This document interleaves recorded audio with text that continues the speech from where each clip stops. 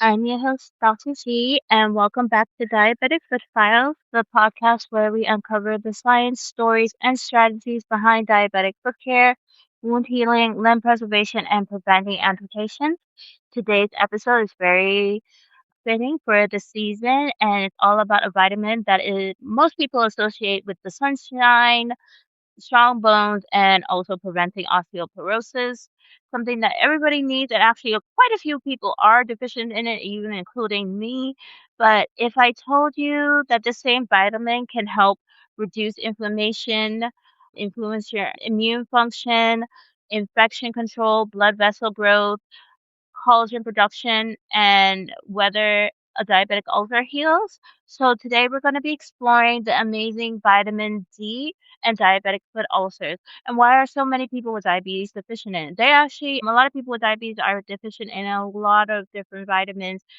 I only recently learned, I think was last year, about metformin and the B12 deficiency that goes on because it reduces the absorption of B12 vitamin in the person's gut, so they usually feel less energy. So, they usually need to be supplemented with that if they're on metformin. But we're going to be talking about vitamin D, which we can get from the sun, and why so many people have lower vitamin D levels, mostly because we're not outside like we should be.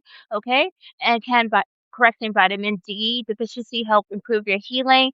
The biggest thing is you just need to go to your internal medicine doctor and your nutritionist.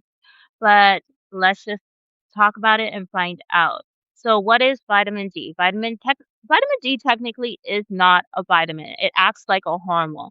Unlike most vitamins that come entirely from food, your body can actually manufacture vitamin D when the sunlight hits your skin, which is absolutely fantastic.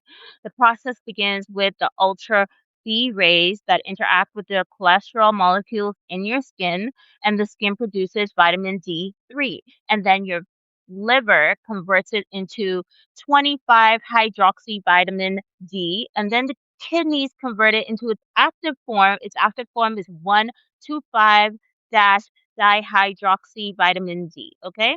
And this active hormone travels through the body, affecting thousands of genes.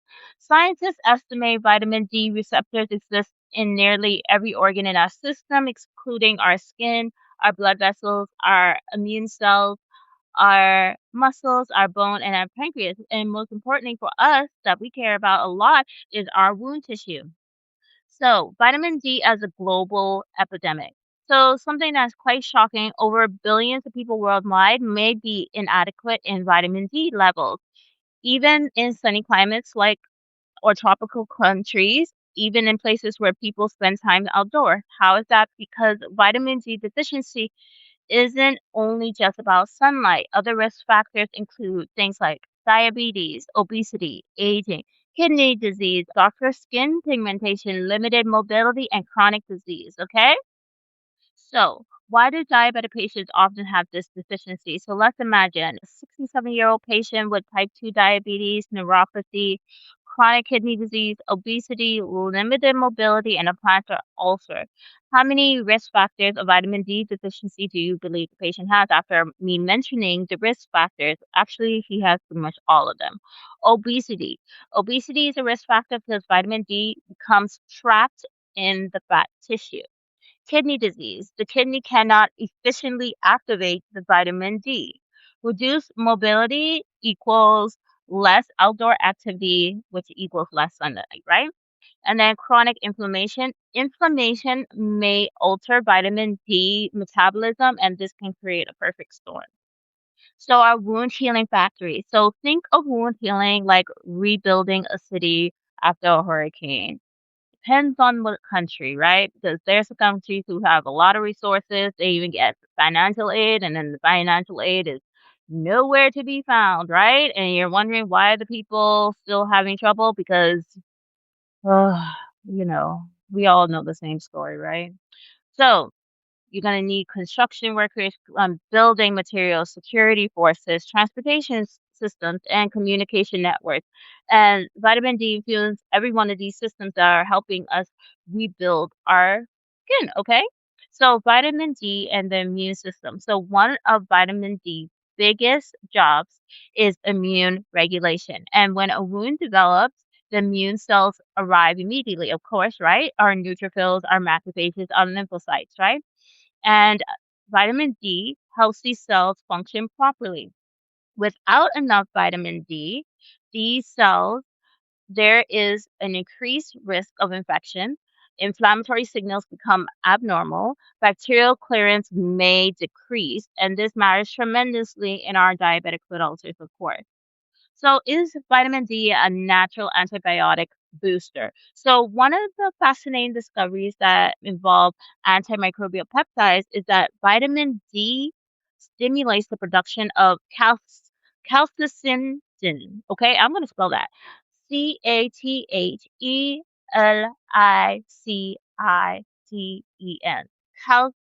Calcidin. Okay, you already know how I am when it comes to pronunciation.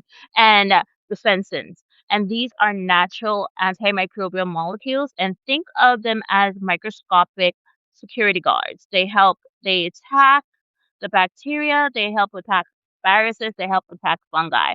And patients with vitamin D deficiency may produce fewer of these protective molecules. Now, our inflammation. As as we know, inflammation is still necessary. Inflammation is necessary, but too much inflammation is destructive. And we know a lot of our diabetic patients have too much inflammation and dysfunctional inflammation.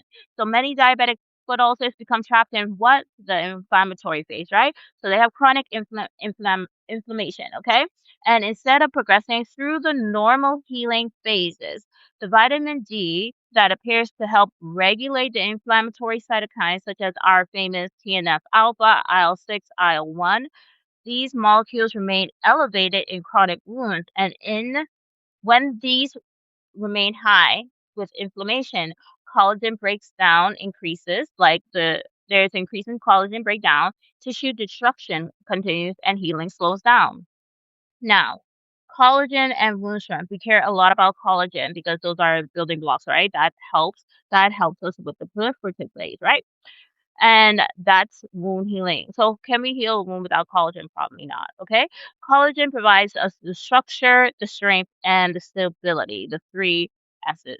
Okay. And research shows that vitamin D does influence fibroblast activity. Fibroblasts are the body collagen producing factories. And when fibroblasts functions poorly, our healing is slowed down, the wound remains fragile, and recurrence rates increase. Now, the thing I love the most is angiogenesis. Angiogenesis, which is the growth of new blood vessels. So, one of the greatest challenges in diabetic wound healing is poor circulation, unfortunately. And that's why we always say vascular, vascular, vascular, okay? And healing requires oxygen, as we know. Healing requires nutrients. Healing requires blood flow, and vitamin D may influence angiogenesis, as they may, okay? And the formation of new blood vessels. So without angiogenesis, the wound becomes a starving city. No supply trucks are arriving, no rebuilding is occurring. And then our oxygen delivery, every wound needs oxygen. That is our healing currency. And vitamin D may indirectly support endothelial function, microcirculation, and vascular health. This is especially important for our patients who have diabetes that have damaged their microvascular system. So, what is the science? So, several studies have discovered something interesting. Patients with diabetic foot ulcers often have lower vitamin D levels than diabetic patients without ulcers. Okay. And research repeatedly finds the more severe the deficiency, the more severe the wound. While this does not, remember, what is it, causation? Uh, I can't remember that saying, but what this does not prove is causation is raises important questions. Okay, so keep that in mind. And what does the research show? That patients receiving, there's a study, right? The patients receiving vitamin D supplementation, they experience improved in their wound size reduction, better inflammatory profiles, and faster healing markers. And like I have always said, anybody gotta go to the expert. When I hate when people, not hate, but it gives you twice the work. Do not try to self-medicate. Do not try to do things on your own.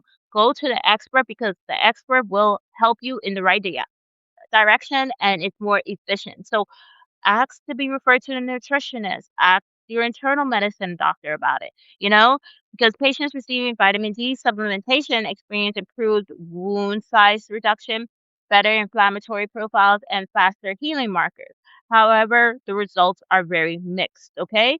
So, not every study demonstrates dramatic improvement. Why is that? Because wound healing, of course, is multifactorial, and that's why you need a multidisciplinary team, okay? Simple as that, okay? And vitamin D may be a large piece of the puzzle. So, imagine an orchestra. Vitamin D is not the entire symphony, but is one of the important instruments. You know, anytime I think of symphony, I think of either Bugs Bunny or Tom and Jerry. I wish kids had that as just their cartoons and Animaniacs because honestly, you got to hear classical music. It was clean, it was decent, and yeah, I don't know what type of cartoons there are today, okay? And so vitamin D may be an important instrument. Healing depends on offloading. You have to remember offloading, debridement, infection control, glycemic management, perfusion, nutrition, patient adherence, okay? So all of these play a huge role. No vitamin can overcome untreated ischemia or untreated infection, okay? So let's talk about bone, osteomyelitis. So many diabetic foot ulcers, right, eventually does get to bone, unfortunately. And vitamin D plays a crucial role in calcium metabolism, bone remodeling, and skeletal health. And deficiency may impair the bone recovery. So this becomes especially relevant when we're treating osteomyelitis, Charcot neuropathy, and surgical reconstruction. And there is a Charcot connection. So patients with diabetic neuropathy frequently do develop Charcot foot, and vitamin D deficiency may contribute to the poor bone quality as well, and the abnormal remodeling. Okay, and like we said, Charcot is multifactorial. Okay, but optimizing your vitamin D status may help support your bone health. And like I said, go to a nutritionist, go to the expert. Okay. So, who should be screened for vitamin D deficiency? Considering the patients that we see, it probably would be all of our wound care patients, right? But chronic wounds, recurrent ulcers, osteomyelitis, Charcot changes, chronic kidney disease, limited sun factor, frequent fractures, okay?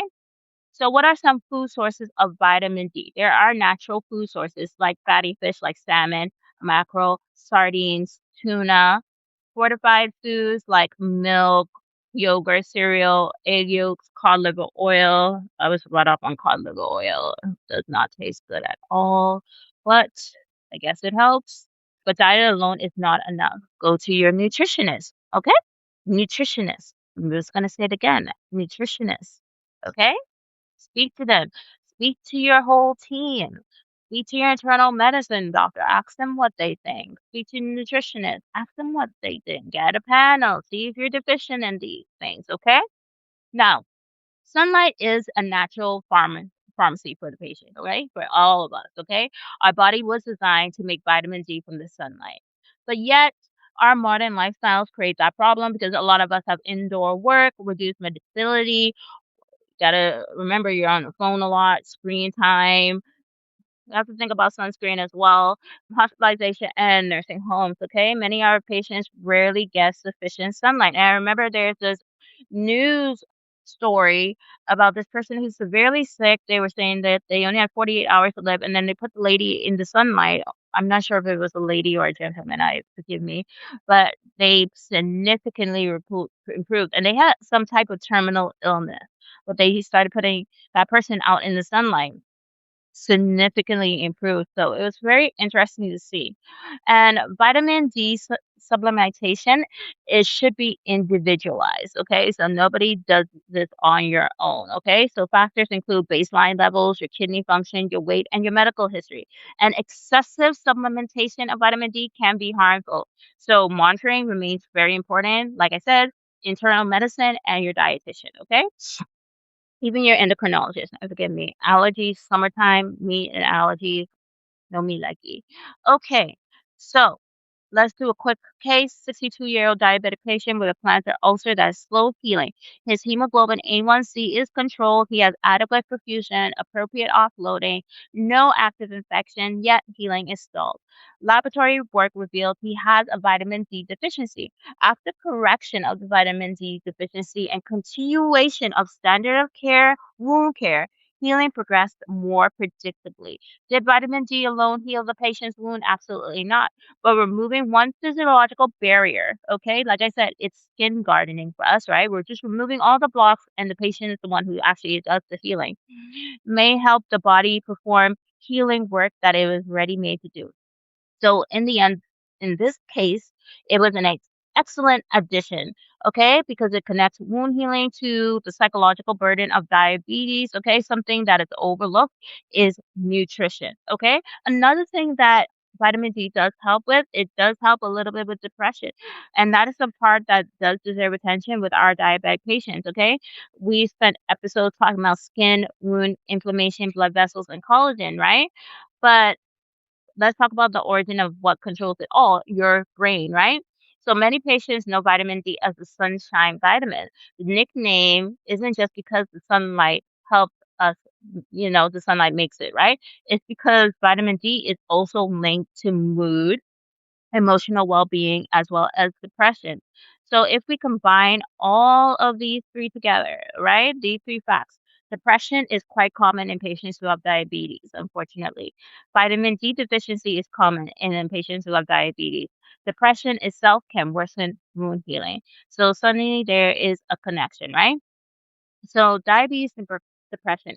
I watched a lecture about depression and diabetes and how we need to keep that in mind with our patients. And that's the whole point. When patients have diabetic foot ulcers, when patients have diabetes, any of our patients, we have to be able to understand our patients, hear our patients, and ask them the right questions. Okay. They're not just a number. Our patients are people with families, responsibilities, a daily life, and we have to understand what's going on with their daily life. Nobody really wants to go to the doctor. I'm being honest. Okay. Some people actually like it because it's their daily interaction and fun. And especially if you're a nice doctor, they like seeing you, right? But a lot of patients, all they want to do is they want you to be nice to them, understanding, and kind. Okay. I I don't know why that is something that seems to be a rarity in some cases for patients, because I've heard patients tell me horrible stories. I don't understand. I understand that everybody has their own story in the background, but when we come to work, we are here to serve the patient. It's a serving, you know, job, right? We have to serve our patients.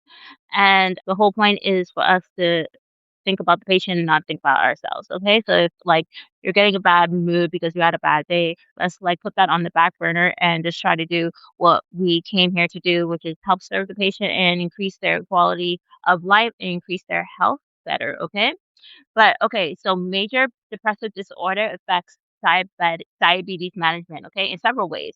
If the patient has depression, they check their blood sugar less frequently, okay? They do miss with their appointments. I've experienced that. They exercise less. They eat less nutritious foods. They take their medication inconsistently. Sometimes they might be socially isolated. So for a diabetic patient with a diabetic ulcer, these factors can dramatically affect the healing, and the wound may be on the foot, but the battle might begin in their mind, okay? So we have to think about that. Vitamin D receptors are found throughout the brain. Scientists have discovered receptors in areas that are involved with mood regulation, motivation, memory, emotional processing. And vitamin D may influence neurotransmitters such as serotonin, dopamine, and norepinephrine. So these chemicals help regulate your mood and emotional well-being. And when vitamin D's are low, okay, because some people experience this, right? The seasonal affective disorder, some individuals experience fatigue, low mood, reduced motivation, and poor concentration. Okay. And while vitamin D deficiency alone does not explain all the depression, it may contribute to some of the symptoms for some of our patients. Okay. And we have to think about it. It is a cycle. Okay. Depression and wound healing can become a cycle. Okay. Ulcer develops, the walking becomes different, They have to wear a different shoe, they have to follow up with their physician, they have to follow up with all these different doctors, their social activities decrease, their sleep might be impaired, stress increases, depression can develop, and then depression causes, like we said, poor glucose control, missed stressing changes, less physical activity, worse nutrition, missed clinic visits, and the wound can deteriorate and worsen wound deepens depression, okay? And it could be a vicious cycle. It's called like the ulcer depression spiral, and each condition feeds the other, okay? So as the ulcer worsens, so does depression, okay? So we have to think about that too. We have to ask our patients how are they feeling, and we have to also think about stress hormones, okay? Because depression is not just emotional; it is physiological. So depression and chronic stress does increase your hormones of cortisol, and elevated cortisol can what it when people are stressed, they get sick more often, right? So it suppresses your immune function, it increases your inflammation, it impairs your collagen synthesis, it delays wound healing. And that means that depression becomes a biological barrier to healing, not just a psychological one, okay?